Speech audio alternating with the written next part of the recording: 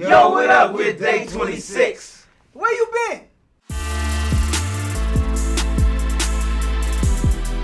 The best part is just really the camaraderie of actually being a part of the actual Bad Boy family. Because actually, once you're a part of it, you know, it's forever. Like with Puff, like, you know, he really welcomes you in. You come in, he embraces you. He's gonna elevate you. He's gonna elevate you to the highest level that you can go.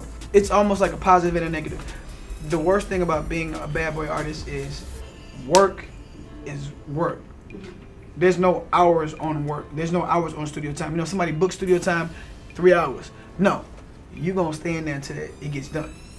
But like, that's what makes Puff so great, though. The worst thing I could possibly say is having to explain the whole Diddy curse and the Bad Boy curse or whatever, like throughout the whole thing. No matter what, people seem to really gravitate to that, you know. So instead of, like in most interviews I do, instead of first trying to figure out who Robert Curry is or Day26, like those are they come right at you with that.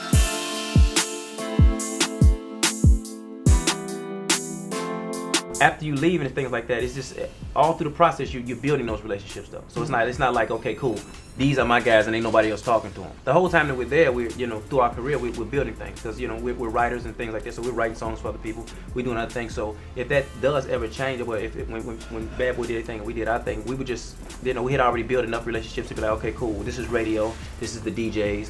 These are the magazines, these are the PR people we want to use. These are the things that we're going to build to continue to build this brand. Right. It's like being respectful, being respectful in the situation so that when you leave or go your separate ways, that you still have that good relationship to where, you're not blacklisted or, doors aren't closed because of something you said.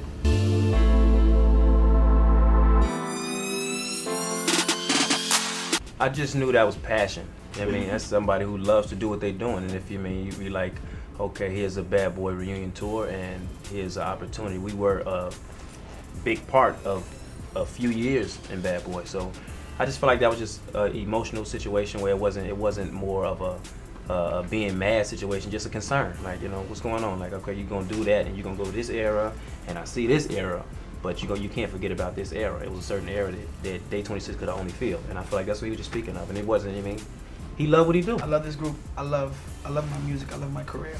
And I take this very serious. Because this is how I, this is how I. Man, it's a brand. Pay my bills. This is, this is how I take care of my family.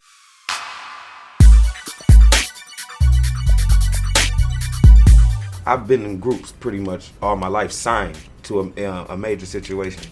I'm not really gonna put no names or nothing out there like that, but I watched great situations turn to nothing because of the bond between the group members and because of the brotherhood that was not there. So it's very important to me because I feel like it's the only way that we can actually pull this thing together and make it work. It's the only way it's gonna be successful, and I'm a walking, talking witness to that, of it not being successful because that's missing.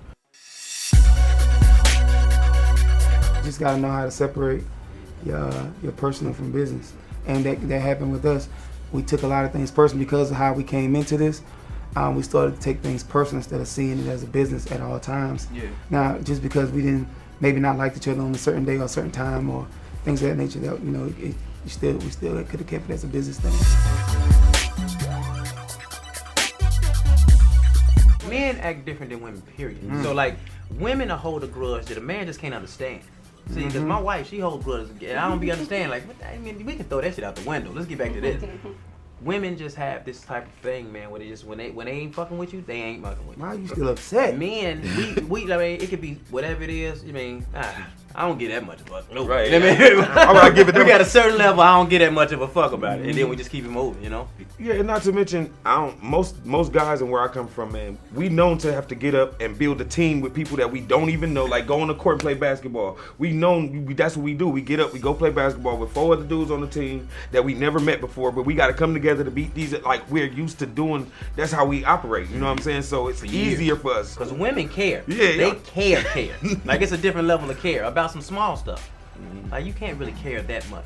You gotta learn how to let some of that. Drunk all the juice. I was ready to quit.